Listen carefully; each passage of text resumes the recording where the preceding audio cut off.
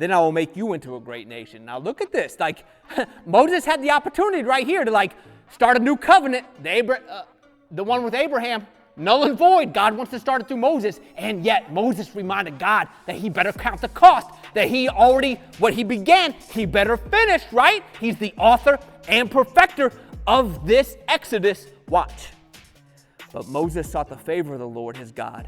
Lord, he said, why should your anger burn against your people, whom you brought out of Egypt? I didn't bring them out. Here it said, God told Moses that you brought Moses. I didn't bring them out. You brought them out. I was tending sheep. I was good. You the one burning the bush. I just came to see what was going on, and you called me to do that. So you brought them out of Egypt. Now, for your name's sake, you better finish what you started, is the cliff notes of this.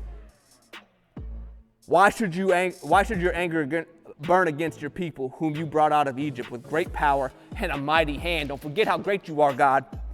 Why should the Egyptians say it was with evil intent that he brought them out, to kill them in the mountains and to wipe them off the face of the earth? Turn from your fierce anger, relent, and do not bring disaster on your people. Remember your servants Abraham, Isaac, and Israel. Count the cost. Remember what you started. Remember your servants Abraham, Isaac, and Israel, to whom you swore by your own self, I will make your descendants as numerous as the stars in the sky. I will give your descendants all this land I promised them, and it will be their inheritance forever. Then the Lord relented and did not bring on his people the disaster he had threatened. And that's what we're talking about right here. It is for God's own namesake that what he begins, he finishes. And what he has begun, this good work inside of you, he will see through to the end. I don't care what else comes along in life. I don't care what you can't see or foresee. I don't care what you can't add into your decision to follow Christ. You don't got to have it all figured out. Why? Because he does.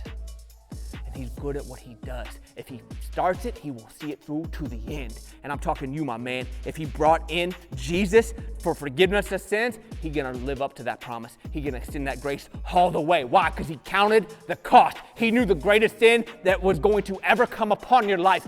And yet he chose to forgive you. And yet Jesus chose to hang on that tree.